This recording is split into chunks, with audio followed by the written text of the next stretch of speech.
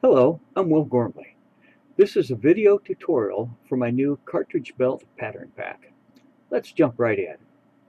Please study all 3 pages of the pattern pack and familiarize yourself with all of the text before beginning your project. The best way to use the Cartridge Belt pattern pack is to trace the elements you need for your project from the pattern pack to tracing film. This can then be transferred to damp leather. For this tutorial, I'm starting by tracing the billet and chape to damp leather. Rather than have a separate tracing for each of the 3 styles of billet and chape in the pattern pack, I've traced all 3 styles in one billet and one chape. I like to transfer the rivet holes first as registration marks to make sure I keep the pattern lined up during tracing.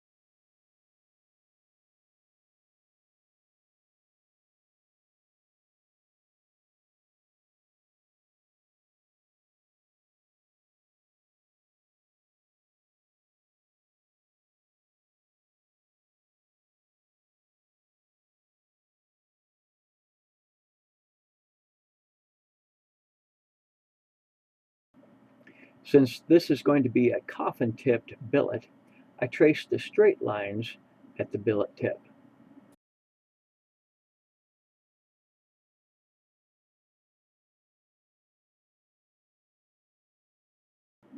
When making the lance, billet, and chape, a hack for cutting the tight inside curve is to use a 1-inch round end strap cutter or 1-inch hole punch to start the cut.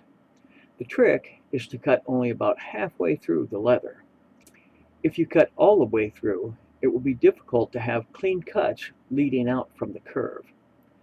Use the partial curve as a guide to cut completely through the leather where it straightens out for the tongue of the billet and around the curve of the lance end.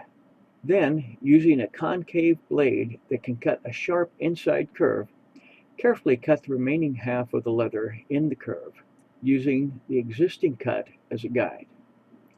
I plant the tip of the knife in the cutting board and rock it back and forth as I feed the leather through the knife.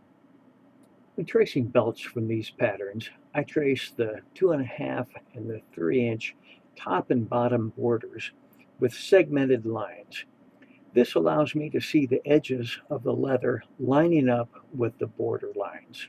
When making a scalp belt, the length of the belt blank depends on the waist measurement and the type of buckle being used. This belt will use a garrison buckle, size A. With the length of the pattern and the garrison buckle, 7.5 inches need to be added to the waist measurement. In this case, the waist measurement is 40 inches. To get the proper fit, the belt blank needs to measure 47.5 inches for this project. In this case, I'm transferring the billet end of the scalp belt to the leather first. I line up the tip of the billet tracing with my mark at 47.5 inches. Then I trace the pattern. After the billet is traced, I move to the other end of the belt blank and trace the chape end of the pattern.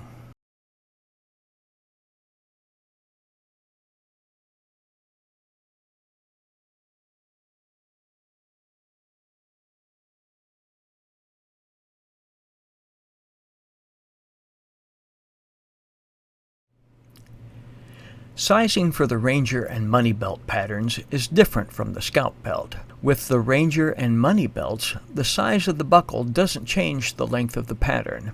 Instead, the chape holding buckles is riveted in a different position for different buckle sizes.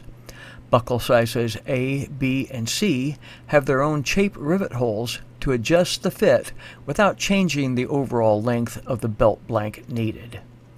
The Ranger belt pattern adds 5 inches to the waist measurement.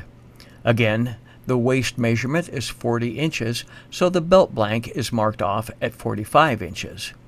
In this case, the California buckle being used is a size C buckle, so the C rivet hole is used. I trace the billet end first, marking the billet rivet hole. Then I move to the other end of the belt blank and transfer the chape end of the pattern, marking the C chape rivet hole for this project.